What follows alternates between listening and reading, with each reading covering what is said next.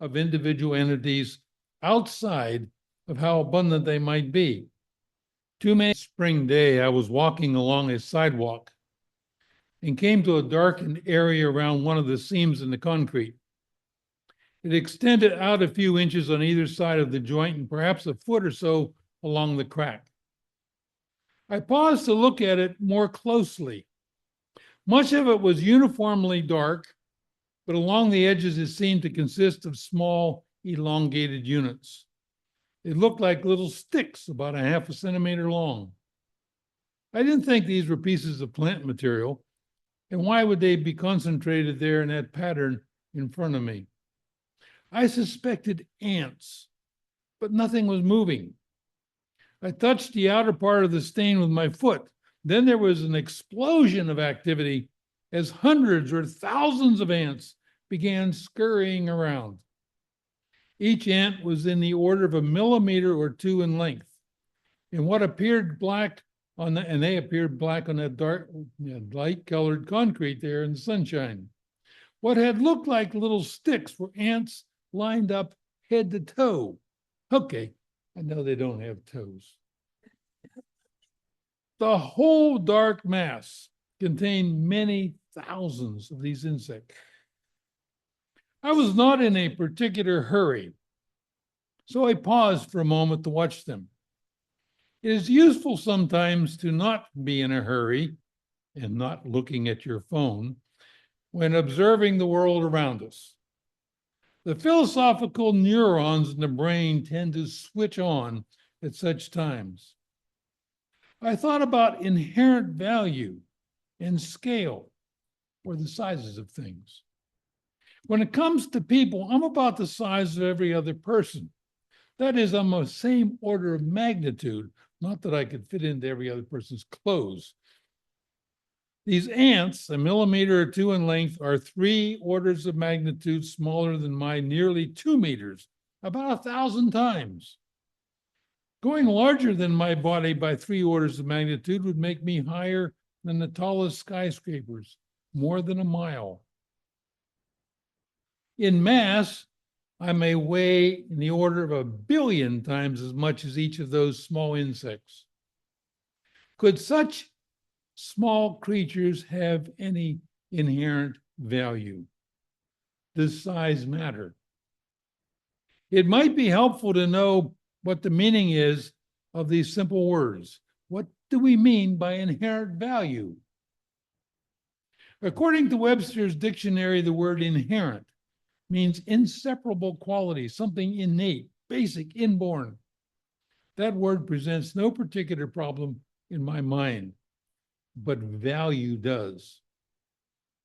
Although the word value has multiple meanings in different contexts, it generally comes down to what something is worth. Worthiness is determined by factors such as usefulness, availability, and such. But worth and value require an entity judging that quality. For a person floating on a raft at sea, the salt water surrounding the vessel is of little worth, but a cup of fresh water might be highly valued. Water, water everywhere and not a drop to drink, was the ancient mariner's cry. In this case, the different kinds of water are assessed by the person in the raft. A fish swimming alongside the raft would not have much use for a cup of fresh water. In fact, it might be toxic. Likewise, that cup of fresh water during a summer rainstorm might have little value. The word value, then, depends upon some evaluation of the need of the quality or object in question. Can something have value or be worth something if there is nothing to place a value or to assess the worth of that thing or quality? There is also a difference between inherent value and instrumental value. A worker in a factory may or may not have inherent value, but the factory owner or manager might assign instrumental value or usefulness to that worker in producing the factory's product. A dollar bill has instrumental value because I can use it to obtain something I want to have.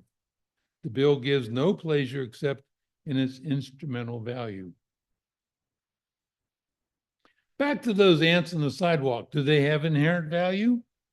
What entity might give them worth? The ants might have instrumental value in the workings of the ecosystem, but do they have inherent value? What is the value of just one of those ants among that collection of thousands on the sidewalk and the millions or billions of their kind in their species? Unitarian Universalists claim that every person has inherent worth and dignity. In other words, inherent value. I might ask, to whom or to what does every person have inherent value? Who or what finds worth in every person? Although I am not one of them, many UUs are theists of some kind. Each person describes their theism in their personal way. Few, I believe, think of their God as that male person in the Old Testament, the one figured in the ceiling of the Sistine Chapel, touching the finger of Adam. Although most UUs might not view their God as this man with a beard, their God must be something of a supernatural being that is conscious of humans. It is this God, however it might be envisioned, that assigns value to humans. It would be God that provides inherent value to every living person. That would suggest that human value or worth is written across the cosmos as a fundamental property of the universe. Then we might ask that if this one species of creatures here on Earth, that is us humans, have inherent worth, what are other things or organisms might also have God's evaluation? Let's explore that idea a bit. In most cases, this God is in charge of the universe, a big, consuming job, even for such a powerful entity.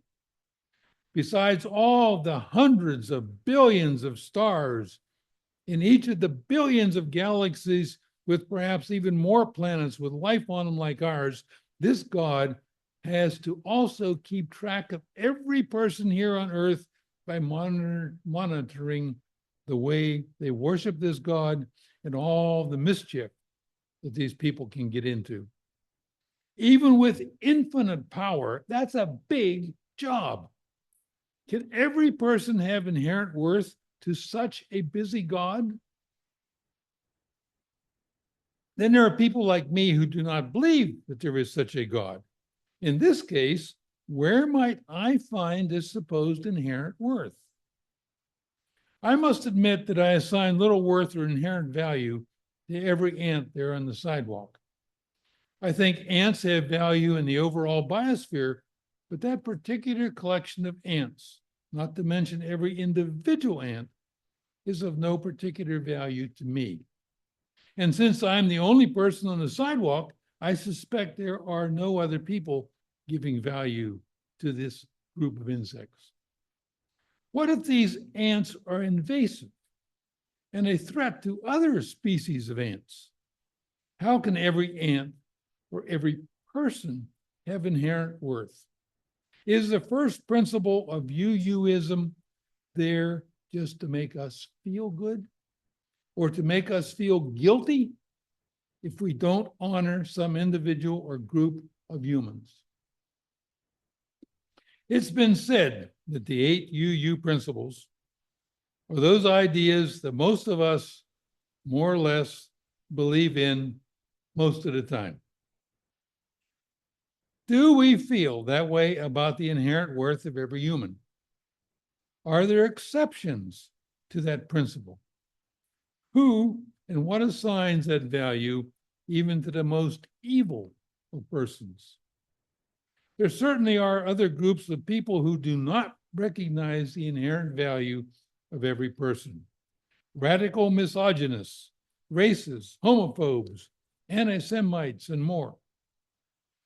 Also, some UUs say that there are exceptions to the first principle.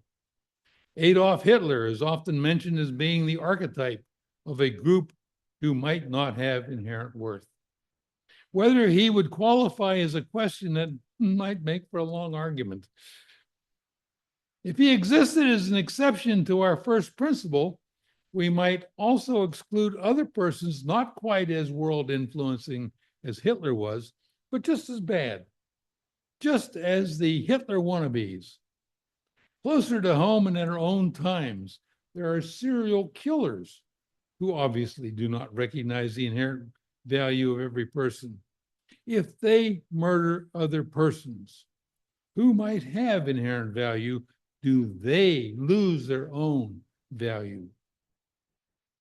If there is no God to assign value and worth to every human, and many other persons do not assign value to all others, what are we left with? I will here make a suggestion that religion exists at two levels. The first is the institutional, bureaucratic organizations that claim membership, raise money, and establish rules. The second level is that within each person's heart. It is there that each of us does or does not assign inherent worth and value to all others.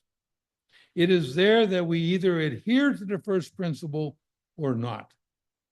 It is the institutional organization that has adopted the 8 principles, and whether we believe in them and follow them is up to the religion and our own heart.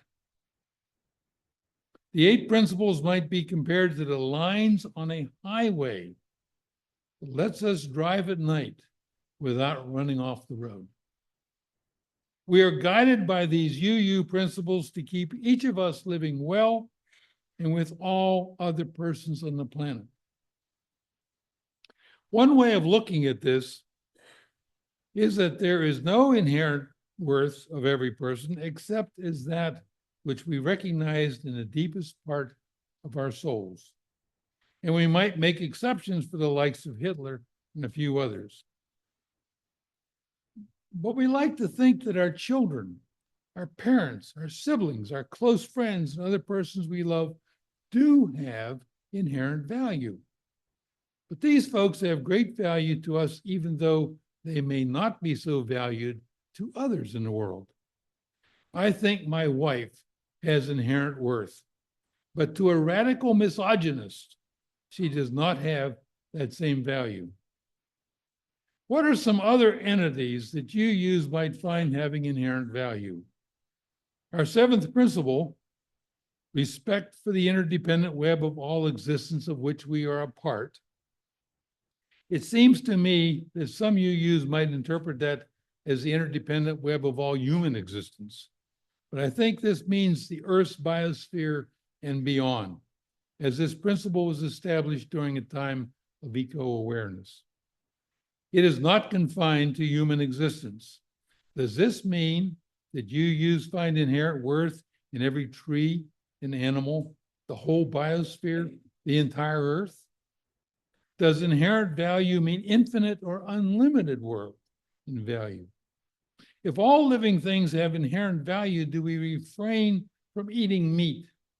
But carrots are living organisms too. Do we kill pest organisms in our kitchen? How about that black mold around the bathtub that we scrub away with harsh cleansers? If every plant, animal, and microbe has inherent value, then we must assign that value to every sand grain at the beach. If everything in the universe has inherent value, the term loses its meaning. Ethics and morality are qualities dependent upon the culture, the times, and the circumstances. If we are threatened by an enemy army, do we recognize the inherent value of all soldiers in that army? I recall a story from World War II of a fighter pilot attacking German troops on the ground. He told of once strafing an enemy truck. As one man ran off to the side, the pilot touched the rudder to aim his fire at that lone soldier. The pilot said he recognized that this man he was killing had parents, maybe a wife and kids. but that same soldier might kill an American soldier the next day, and he had to be eliminated. The ethics of warfare are not those we apply in civilian life. Did the German soldier have inherent worth to that American pilot? The German's parents and maybe siblings, wife, and children probably thought so, but he needed to be taken out. I honor that pilot for his consideration of his moral duty.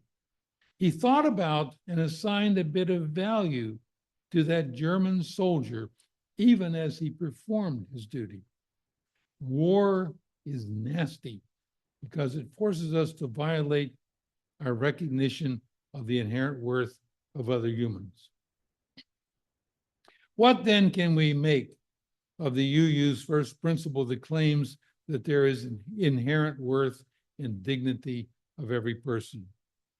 Unitarian Universalism is a religious tradition, even though many of us may not or do not believe in a supernatural God.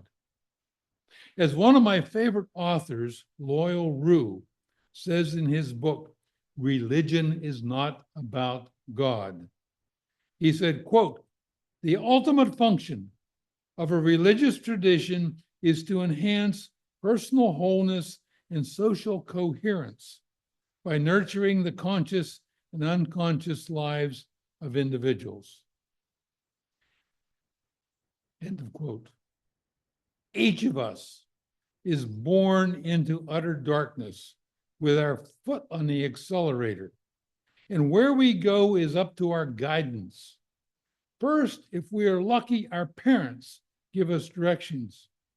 Don't hate your brother. Don't tell lies to your parents or others, including your voters. As we grow up, we receive enlightenment from priests, the Bible, or Jesus. But being UUs, many of us do not accept such authorities. But we still need the light to keep us from a disastrous journey. The UU principles, including the first of these, is a guidance to life that makes our own lives better and makes our society better. By appealing to our better angels, the first principle adds our personal wellness and social coherence. Maybe the first principle about inherent worth is really like that white line at the edge of the highway that keeps us informed about where the edge of the pavement is so we can drive safely in the dark. The first principle, as well as the other 7, are guidelines to an enhanced personal wholeness and social coherence to a better life. I'll let you decide if the ants there on the sidewalk have inherent value.